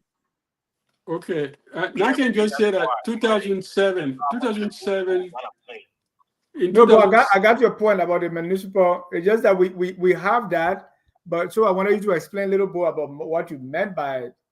Because the check and balance, Dennis, he said he was talking about checks and balances. He's basically saying that the elected officials are not, and he's correct. They do not even respect their constituents enough to consult with them. That's true, but that's not a municipal governance issue. That's being dysfunctional as lawmakers. I'm getting feedback here, so I ask me a specific question to clarify, then I will clarify. No, thank you. I want to go to the next caller. We have 2 minute callers. And let me add before you call another person. 2007, Amara's Kone big project was e-government. That was his first project that was supposed to link all the ministries, everybody on e-government linkages and all of that. It didn't happen, but he moved to another function, so it never happened. But that was a big project at the beginning. I think he even had support from Microsoft, and they built a lab at the University of Liberia to start the process. I don't know what happened. Like everything happened in Liberia, it goes down to But Simple River. that's the kind of mirror bro kind of leadership, right? When you leave, it falls down. Yeah. Let's go to Mr. Trogon Bayo. Trogon. Yeah, Dennis. How you all doing? How you doing, Dr. Duke? Hi, how are you? I missed you for a while. On Monday, I usually miss the show on Monday because I got other engagements. Brother William, Dennis, how you all doing this evening? Good. Thank you for calling. Let's get to your point. Good. Thank you. Very interesting conversation tonight. I want to agree with Cisco, especially when it comes to our Liberian children. It is sad. When you travel to Liberia and you see the behavior of these children, even just having conversation with them, you would tell. And then the next thing, be in person where they having argument among themselves. You can see the anger that be spewing out. We really need to do a good job with our children, our youthful population, because these children, they are our future leaders. Adequate preparation, full school system, lack of government funding, all of that contributing to the problems that we have with our young folk population today. But I also want to disagree with Cole when she's saying that the people should be held responsible for the failure of the government too. You know how African government, how the system in our country, Liberia, you know how it is. When people in power, they think they are the one to be said. They don't consider themselves servant. They behave, I hate to say, they are above everybody. So I remember when people used to say, oh, that they are king. That they are king. The people think. That their king mentality came about because the people felt they had no real serious role to play to change government. Government was doing whatever they wanted to do. So people just give it out and say, oh, that's their thing. Thank God that is changing now. People are getting involved. Changes are gradually taking place, although it is slow, but it's gradually taking place. And on the issue of President Weah and President Boyka, I just want to ask my sister, you saying that President Boyka is a very good president, and you made a statement, if you wanted to say he's a very good president, you also said that all his appointees are far, far better. I didn't say all. I did not say all. Yeah. Okay. Maybe if you say majority, is that a fact or an opinion? Were you expressing facts or opinion? It's an informed opinion. Thank you. Thank you, Trogan. Let me go to. Dennis. Thank you. Let me go to Mr. Flomo Livingston. Flomo. Yes, Mr. John, can you hear me? Yes, sir. Yeah, great show now, Mr. John. I wish other radio stations can talk about, things like this in Liberia. Well, the media too in Liberia not even helping. All this politics. You don't hear them discussing about Civic and stuff like that on their show. When Mr. John, the FOI can do that. But I wish other media could do that. To educate our people. They don't want to put us on the radio because they want us to be partisan. Then they can support us. There was a guy who has so many radio stations. He can't put us there unless we try to sing his song. So go ahead. Yeah, exactly. That you see that, and our people too. I don't know. The question to the panelists. I don't know that that the war make the people who don't know how to protest. People just feel that protesting is like blocking roads, burning tires, throwing rocks. I don't think that's a way of protesting. I think that be a good way as a good citizen to protest. Then you're just burning tires, blocking roads. Yeah. I mean, you can shut down or go. Have a civilized way of doing protest. Maybe hold a sound and stuff like that, stand on the side of the street. But I don't know if it's because of the war or the culture of impunity. That's why maybe people just continue doing that. Look, like Dick said, I believe Article 10 of the Constitution tells the service should be taught in school. But I'm even surprised the Ministry of Education don't include that. I don't know what's going on. Like, they don't want to brighten the people's mind and stuff like that. So, I mean, we'll just continue talking about it, but I wish other media can try to discuss something like this instead of just talking about politics all the time. It's not going to solve the problem. Thank you. Politicians get paid more than anybody else, so that's why it's so attractive. That's true. Thank you. They make their own salary. We can. These Mr. are Emmanuel Tokba. Yeah. The Leadership Academy, for instance, need like $180 a week to run. We can't even have that they have to close or suspend it for now. Imagine having to pay that out of your pocket every week.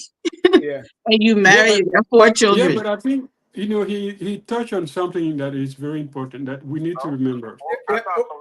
Yeah, hold on, Dr. Duke. Let Emmanuel, go ahead. You on the floor. All right. Thank you, Dennis. Look, Dennis, this is a very, very important program. I really like my contribution today. I want to agree with citizens have responsibility. Okay. I remember when we were in high school, I graduated high school in 89. I went to St. Patrick's. Before that time, I was at Boston Elementary. And I still remember my elementary school history teacher, Mr. Aloysius P. Moffett. All right, talk about history. There were 2 history books. He used to say, that history, which was written by T.C. Abayomi Kanga, and then there was the other history was written by Ernest Jerome Yancey, right? So he would come, and then we learned civics. Up to in St. Patrick's, we learned GEC with bullet. We use a boat, the root causes of the Liberian Revolution. We learned Guano book. I mean, I don't know, something wrong with our education system. I think after the war, we kind of switched to maybe the British system because of the exam. Because I know we used to take the national exam. You take history, you take science, you take English, you take math, right? When I went to, for example, I went to Ghana in 1990. I was tutoring Ghanaian students that were doing A-level science, and they were asking me about, you're doing economics, how do you know math? How do you know this? I say, like, bro, do everything. That's how our education system was strong. Very good point. Go back to really do something about the system. I think we changed the way we changed. I don't think it was in our best interest. Citizens nowadays, once you get them beg or rest, you give them money, they go to vote for you. And then they blame the same government. Somebody spends money to win elections. You think a person will not want to recoup that? I mean, how come 1979, my father in Utah will be, protesting about the increment of the price of rice? People, because they knew that there's civic responsibility. But it's not like that these days. The people are paid to protest. I mean, so that's just one contribution. I just disappointed. Thank you. I just want to say, if you're running a show in the future, to really talk about Liberian civics and all that stuff, I mean, launch a contribution. We'll contribute because we really want people to learn about Liberian history, especially civics. All right, we're gonna have a fun. We're gonna have a fun Liberian Leadership Academy. Support the Liberian Leadership Academy. Come support. You don't even support. Thank you. Let me get our last caller here, and that's the math teacher, Cesar Goya. Dennis and Cole and the rest of the group in studio. How y'all doing? Great. My sister is the one that took me off my sabbatical. I am traveling to Springfield right now. There's a lot of people having a meeting in Springfield. No, please don't We go have there. a barbecue. We have a You got barbecue. to know your fellow goals. Okay. Having said that, I'm following with keen interest the conversation. I think this requires an encore. I think it is so rich. It requires a redo. On the educational front, I think some of the things we forget in when we try to romanticize about the past, our past educational system is sometimes we wrongly ascribe certain things to our educational system that wasn't there. Yes, we had a very good educational system for that time, but the brother who just spoke about YA, remember the national exam should be multiple choice. It is now that we're doing that people are actually even writing essays and stuff. So the issue of our educational system, I think, is complex. I do, however, think that there are solutions, but it requires people who are people-driven, politicians who are people-driven, who actually understand what it means, what Article 10 means, and what Article 6 means, where it guarantees Liberia, as one of the fewest nations, guaranteed in this Constitution the right to education in Article 6. And it also writes in Article 10 that the Constitution should be taught for Liberian schools. Yeah. So the conversation about civics, we shouldn't even be having it. If we Exactly. are actually living up to the Constitution, we should be having a conversation about why we're not teaching civics. Article 10 guarantees that. So we have people who are okay with grossly violating certain aspect of the Constitution. And so they keep our people ignorant. And so our people, and I don't mean that to be disrespectful, and I hope it doesn't come that way, but then our people make ignorant choices in elections. And then we come back and blame them. Well, we're not living up to our bargain. And when I say us, I mean the elected officials. Because elections are contracts, right? Are social contracts.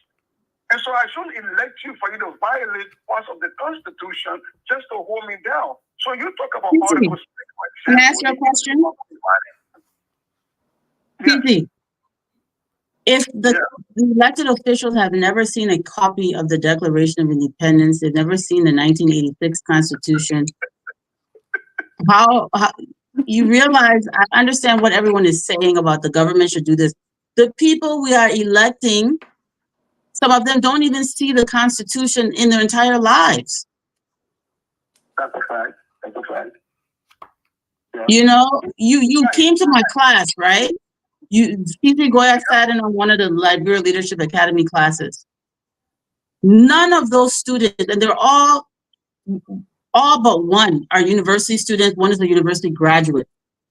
None of them had ever read the Liberian Declaration of Independence until they took our class. None of them had ever examined the Constitution, the 1847 and the 1986, until they took our class to do a comparison and a contrast between the two.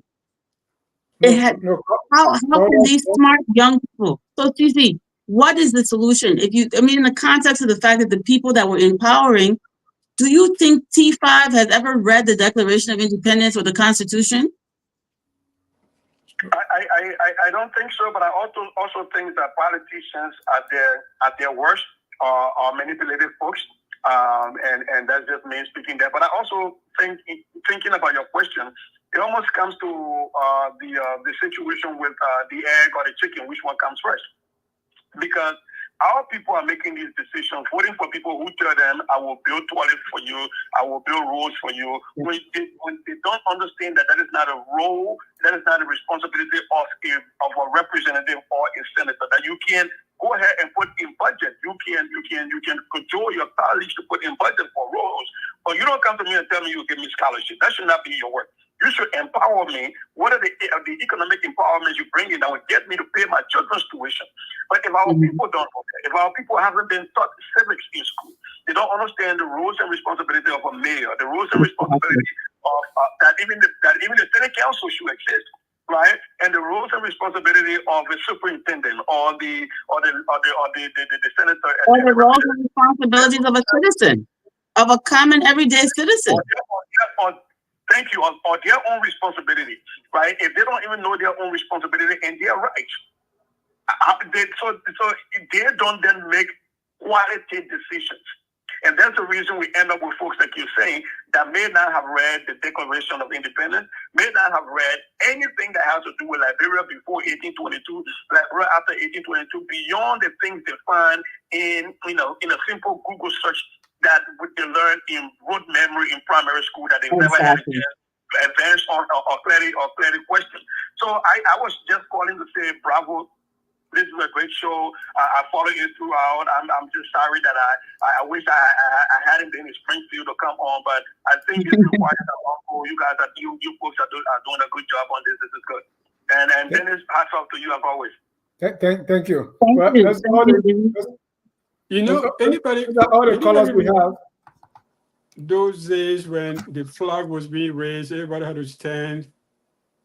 When I say pam, pam, pam, pam, the flag is going up, you have to stand up. You don't walk, you don't move. You know, when you talk about government of Liberia, I think there's a mentality that we have, when we're talking about independence, right?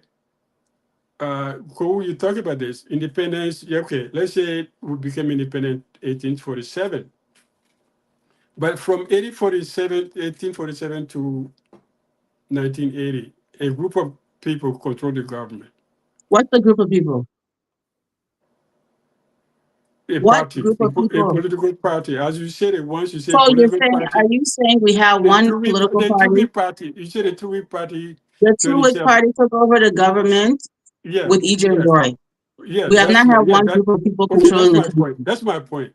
My point is we keep repeating the rhetoric that is not true about our country. No. I'm making a point. So government was, when somebody, one of the callers said, the people think, that was a common saying in the majority of Liberian society. People say government belong to certain people. Educated people. Who? Educated people ran the country as it should be. Why should we take authority that can barely read or write and make it when the vice president was educated and he was also native?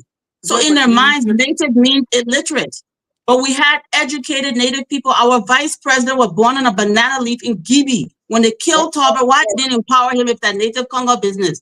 It's because they wanted to destroy the country. They accepted this was a cold war conspiracy against our country. Can you let me make a point? Because we keep repeating lies that damage our country. No. Let him finish. So you got to listen to people now. Okay? You're talking about what you want to see in that process. And I'm telling you something else that other people see. That 90% of Liberians probably see government as a thing of the people, the Congo people. Either you like it or not, that's the thing. It is rhetoric, and it's not true. But that's your point of view. You're saying that. But why do you think people say, oh, today the coup d'etat, people were dancing in the street. Congo men died. Congo men. How many people? A few hundred people. Other people. My father was not dancing when the coup happened. He was grieving. No, I was there. I was there on the day of the coup d'etat. I was in Monrovia. If you were dancing, my father wasn't dancing. I was not dancing. I was there. I saw it. I saw people dancing. Nobody is more native than my father was. It's true. But what he's saying, most people dance. I don't agree with most people dance. That's not what the historic record shows. It was just a 200 people in the street. Can you listen? Okay, I'll let you talk. Then I won't talk.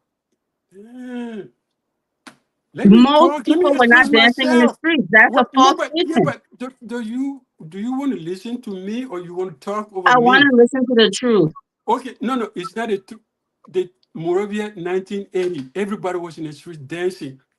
From Nimba, from Lofa, from everywhere, chiefs came by trucks and every day dancing in the street. Were you there? I was there. And I was not a kid.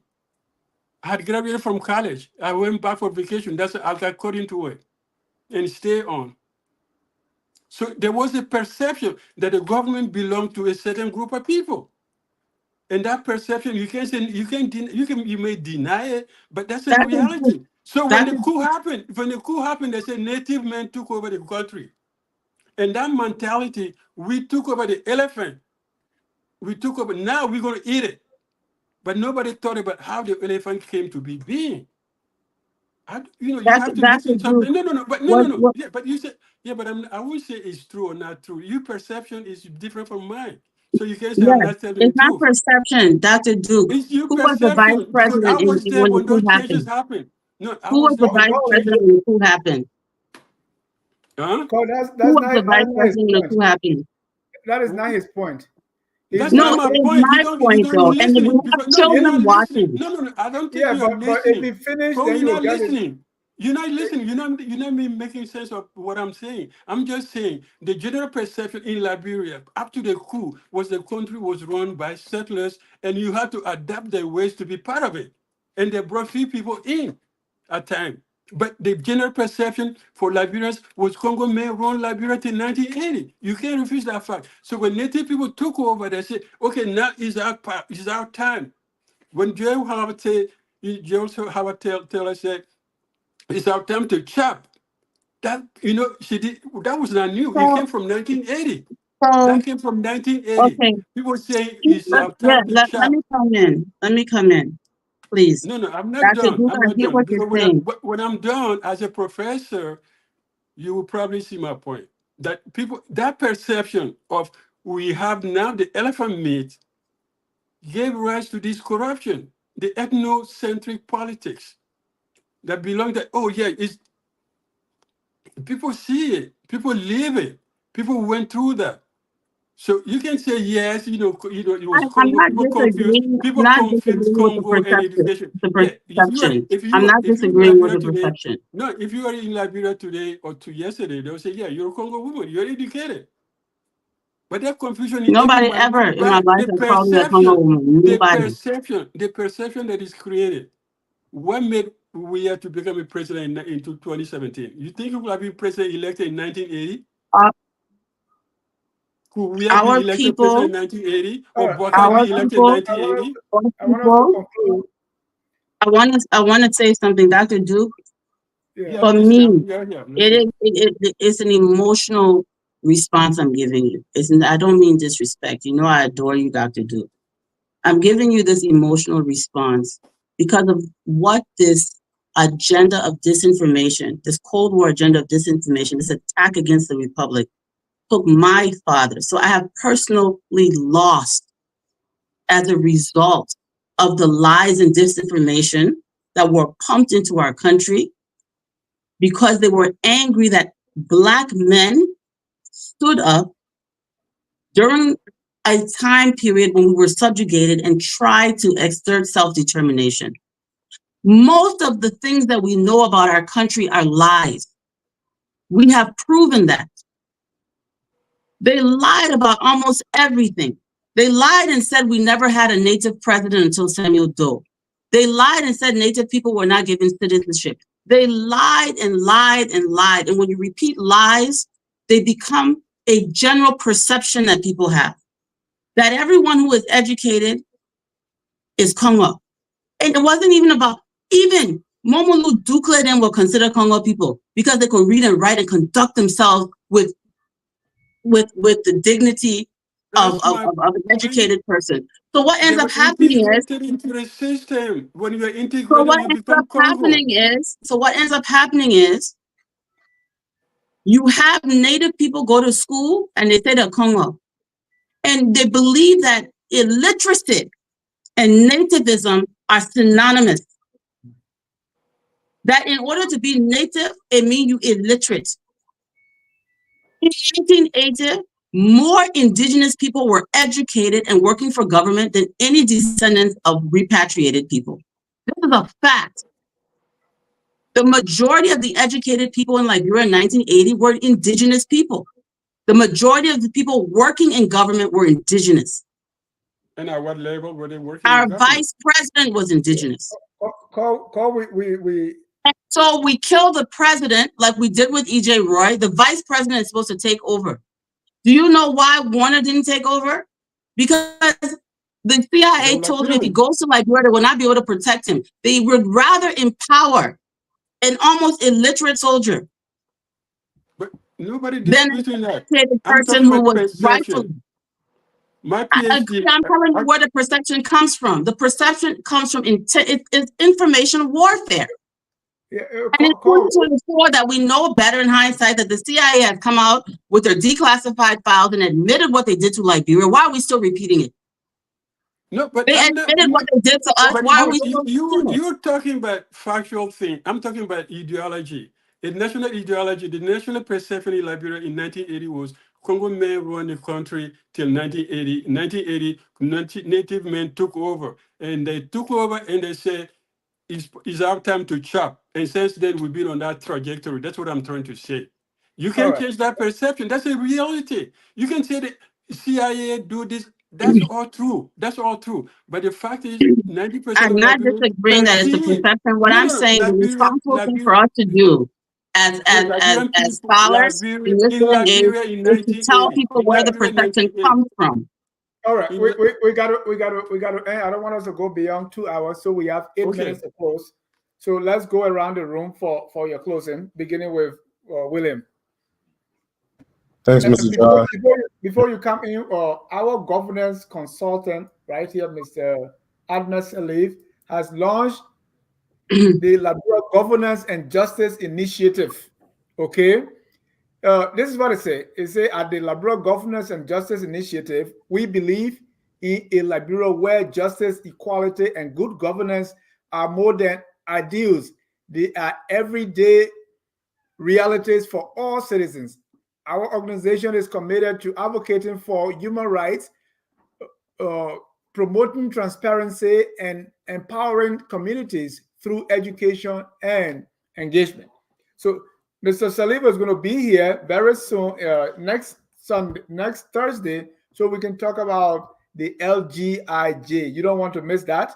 They have programs like monitoring and reporting, capacity building, partnership, trade and investment, diaspora engagement, and on and on and on. You don't want to miss that. Come next Thursday. Go ahead, William. You're closing. Yeah. Congratulations to Mr. Sirleaf on the initiative, undertaking that work. Best of luck to him. Thank you, first and foremost, for the opportunity to serve on this esteemed panel and discuss what's happening in our nation that we all love and have our own experiences with. This conversation was very fruitful. I learned a lot throughout it. One of my closing points that I want to make is definitely that the boycott administration needs to focus on all of these things that we discussed tonight when it comes to governance and practicing what their overall agenda is just as important as also doing the work to empower the people, to educate the people, to ensure that an informed citizenry will hold their elected officials' feet to the fire. So there needs to be work done on both fronts, not just getting the dollars that will be coming to the nation, right? But in order for nation building to take place, the people must be empowered and educated properly through civic education and engagements to ensure that they are informed citizens and they know their rights. Because when you empower an individual, it will go a long way. They will go ahead and teach the next generation as well. For Liberia to come back to join the Committee of Nations, that needs to take place where we educate our people properly and ensure that they are informed citizens to ensure that we are seen as serious people on the world stage. So thank you again for the opportunity. I look forward to the next one. Have a good evening, everybody. Thank you. Carl, thank you, William. It's nice to meet you too, by the way, William. I really appreciate your presence, and I hope we can work together. Please accept my invitation to attend Liberia Leadership Academy. Civic Goya attended. Dennis Drives attended. Dr. Duke has not yet attended, so I'm going to press Dr. Duke also to come and join for some of at least one of the classes. What I am saying, and Dr. Duke, public perception during the Cold War, Liberia was housing the Omega Tower, VOA, which was a powerful Cold War propaganda apparatus. utilized to spread propaganda, not only in Africa, but also Europe. And unfortunately, not only were we hosting it, but we were some of the greatest victims to it, because when our government wasn't doing exactly what the United States government wanted us to do, they took the opportunity during the Cold War to dismantle everything that was holding us together. False information warfare during the most active period of the Cold War, like from 1945 to 89, they shifted everything in Liberia. Can you imagine the US government at the Library of Congress has actual photographs of our presidents, but their missionaries and Peace Corps people were creating curriculum for Liberia through USAID. I was telling Liberian people all their presidents, their first presidents were mulatto, and only Roberts and Russell were mulatto. I mean, simple things that we might overlook were being changed. Telling Liberian people that we were analogous to South Africa when everybody was intermarrying everybody. There's so much that was done to our country, and every adult in Liberia believes the worst things that were perpetuated about our country without any physical evidence. And this perception thing, it was effective, but it is 2024. And we went to school for a reason, so that we can go back, retrace our steps, and tell our own story, for God's sakes. Everywhere you look, there's disinformation about our country. That's not an accident. It's not an accident. And so when I get emotional, it's not to just disagree for the sake of disagreement. I've spent my entire life, my entire adult life, trying to re-piece together our history. Trying to get us to a point where we can understand what really happened to us. How did we go from a beacon of hope to the self-loathing, self-destructive state that we're in? I don't think that we really have come to realize or reconcile what was really done to us and the intentionality of it. Liberians don't even know. Last thing I'll say, I know we want to go and everybody wants to go. The last thing I'll say is Liberians do not even know. We who are native, we do not even know the kind of power we yielded, because we've been told we were pitiful and we were suffering. And we had kings like King Momolu who controlled more territory than the Liberian government. We had sovereign states that were doing powerful things within the Grain Coast. I invite everyone to watch the Liberian History Channel, because our history, though buried, is buried in a very shallow grave. If you just make effort, you'll learn the truth. It's not that complicated. Thank you. Dr. Duke, you're closing. Yes, cool. Thank you, Bill. Good to have your perspective as a young man here, and I hope you'll be here every Thursday at least. Don't go to Friday, because they end up distracted. The old people on the Friday thing. Cool. I understand what you're saying, and I understand that view. I have friends who serve that view, and I have friends also who were brought into houses to serve almost as servant and going to school in the afternoon, not in the morning, because in the morning, other kids go to school. In the afternoon, they went to school for 3-4 hours before it get dark, and then they have to go back and cook and clean up. You know what Doe said? Why he didn't arrest Ellen Johnson Sirleaf and execute her? He said because her mother used to give them drinking water in a glass. You know that you see what I'm talking about? Those said it on public radio, and either was true or lie. The fact is that he said it. He said she was the only Congo woman who gave us water to drink in a glass. She bring cup of water with the ice, and then she put it in a glass and give it to us, and that's how we respected her. Because other people will never let them to drink in a glass. They give them plastic. There are things that happen. There's a beautiful side of the story. Liberia has been created by people who left slavery and went to create a nation. And they carved a nation out of the jungle with people who lived there before. Nobody denied that. But the perception is the reality. In politics, we say perception is reality. CIA can do this and that, but I'm saying, hey, if I break away from America to go sit in Liberia and allows the CIA to come and manipulate me, then I'm a fool. If I have a PhD able to write a constitution and sit down and say, we are done with slavery, we are done with Black indignity, we now dignify ourselves, and I allow people to go set up a tower in Monrovia called Omega and be able to try to use us as pawns in that scheme game, I would say, yes, I'm a fool. And I think we've been a fool for a long time. We've been fooling ourselves for a long time. We have to create a new state of Liberia, reconciliation from people who think settlers abuse them and people who think that natives abuse them, and then people who abuse each other. Government in Liberia, our problem is the perception of government is not the people government. Here in the US, they created a government from the ground zero. The petit bourgeois who controlled the revolution created a government from ground zero. We got a government from the top. Government fell on us. So we have to we try to understand it. And that's the problem in Liberia. Government is not something that we built. We didn't build the government. 99% of the people who are now in the government, their grandparents were not part of any part of the government. How many Americans have grandparents who were part of the government? Yeah, exactly. No, I'm How talking many about the people state anywhere in structure. the I'm talking world? about the structure. I'll let you talk. Can you let me finish?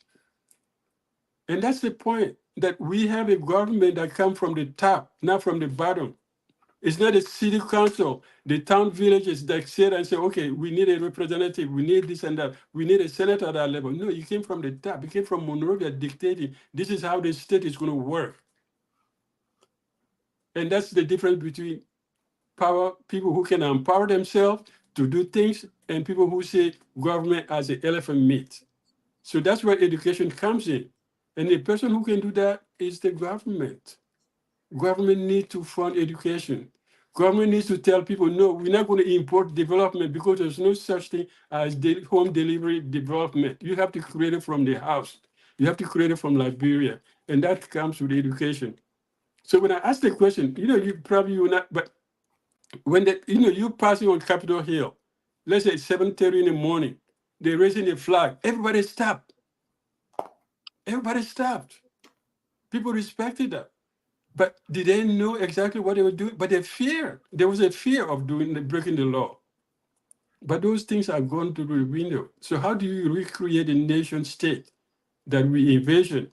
It's not going to create on false lies and false impressions, say, no, this and that. No, we got to go back and say, hey, we had a problem. We created it, but without all those problems, we did create a nation. How do we make it better? How do we keep it going? How do we make democracy viable for everybody? How do we make citizens more responsible? I think that's a problem we have. And I think we should stop thinking that the president goes out to go beg for money. President goes out to sell the image of the country. Yeah, president goes out to go. Yeah, the president go out to go sell the image of the country, make relationship, He didn't go inform back people. for money. He went to Yeah, have he goes back. bilateral He goes. conversation. No. Yeah, but it get bad when people go. President has to come and say, "I bought this thing. We got satellite linkage. That's petty." He turned the country into what it is—a refugee camp where somebody bring a light bulb. We say, "Okay, we got light bulb." Thank you, Corey. Thank you, Carl. Thank you, William. Thank you, Dr. Douglas. I want to thank our viewers for watching. Tomorrow, join us at 8 p.m. for Friday night debate right here. Until then, don't go into that show. They're all old people. They say we close with our song that says we are all Liberians. Whether you believe, Carl, you want to say something? No, don't I say was gonna say, nothing. Dennis, you gotta push the History. I mean the History Channel, and you also have to push the Leadership Academy. Who, me? Dennis Ja. You closing? We're all talking about the History Channel and the Leadership Academy. I sent a history project. I sent a historical project to all of you. You never responded. Nobody said I received it. We talk about it. Cool. We talk about it. So yeah, we're not talking about it. So I'm not going to be part of nobody's revolution. I'll do my own. Let me talk about Tuesday. We have Abitala Healthy Living. Thursday, Tough Talking Thursday. The History Channel is 7 p.m. And 1 p.m. This 1 p.m. is every Sunday is the new day. Dr. Burrows will be Priscilla's guest this Sunday, and they'll be talking about his book. Also, the Leadership Academy, which is being suspended because of money, and we're going to do a full blast to encourage you to donate to the Liberia Leadership Academy. I mean, the video we play in the beginning, when I heard the kids from the Leadership Academy reacted to it, I was just wowed by what they were saying. So it's a beautiful thing. I've seen classes with, I've interacted with the students, the graduates, everybody. Is beautiful. So we don't want to see it go. We want to be able to donate. So we're going to have that fundraiser to raise money to keep the Liberia Leadership Academy going. They're doing ethical citizenship, something that we really didn't learn. And Cole, you are right. When I was writing this book or compiling these documents, I did a survey. Even people that were lecturing at the University of Liberia have not read the Declaration of Independence. They don't even know what it was. I'm not talking about. I'm talking about university That's lecturers. not an accident. It's intentional. What kind of country does that to its citizens? It's no accident. It's intentional. They buried the pictures of our presidents and drew people like James Briggs Payne that were black like myself to look like white men. You think that's an accident? So, it's not an accident. For the Academy, the money finished, so they want to stop. They need $180. Yeah, we're pausing it for now, just because it's not sustainable to do it out of pocket. Sell subscription, like $2 a subscription. Yeah, $180 a week to run it, because the kids that go to the class, you have to pay their way, $5 to go to school, and then at least $5 for them to buy water and eat something, because they spend 3 hours, right? It's a 4 hour class. Why don't you sell subscriptions? People subscribe in the US. We want this to continue. Yeah, so we've asked for people to give. They'll give one time and they forget about it, which is fine. I mean, I'm not a professional fundraiser. I don't know how to do that. I just want to help young people learn. And it's really, I don't have a problem with doing this. We've been doing this out of pocket for almost 2 years, right? So it's just it's like every group comes and it starts to be a little bit of a hardship. So I'm just saying, for all of the people who say they want to make a difference and all day, oh yeah, they complain. This is an option. This is an option. Put your money where your grievance is. Fix it. I think find a student and sponsor them through the program. 100% of. I'm sorry. Go ahead. I was going to say the way to sell it. You got a lot of Liberians in the U.S., young Liberians who probably want to know something about Liberia, and the parents target them and let them subscribe in $2-3 a month, and you can have 200-300 people to subscribe. But you have to reach out people directly. It can be just like this. You tell them what you do on air. You say, okay, we have this program, but you need to subscribe to it to see it every Saturday, and it just costs you $2 a month. And then those of you who know how to fundraise, please fundraise. All I know how to do is put the curriculum together and teach. That's why I'm failing at the fundraising. That's why I go into my account every week, because I don't know how to fundraise. But those of you who want to support by doing fundraising for us, please do. No, because I'm fundraising for my project that you don't even read and response to. So I'm doing for that not for you. I'm not going to do for you. I thought you just showed that everything Dr. Duke. Yeah, but I send you something, you don't even read it. You don't read it and say, oh, Doc, I received your paper. It's like, oh, When did you send it to my email?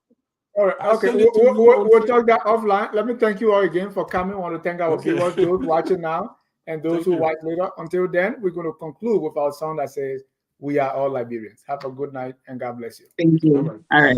We are Liberians. Liberia is our home. Liberian people.